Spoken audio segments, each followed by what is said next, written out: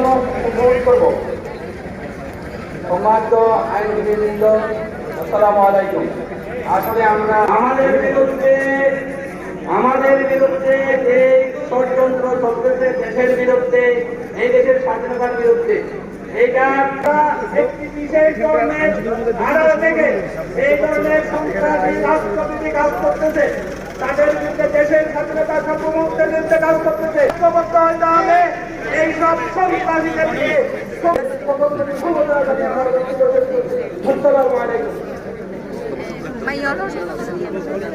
ধন্যবাদ স্যারকে, বিশেষ করে ওদের 19তম ব্যাচের ছাত্ররা, আমি তাদেরকে ধন্যবাদ জানাই। তাদের মধ্যে একজন সাইফুল ইসলামের আলোচনা ইউনিভার্সিটির সাধারণ সম্পাদক মাইনুল ইসলামকে অনুরোধ করব আপনার বক্তব্য সংক্ষিপ্ত আকারে আমাদের মাঝে।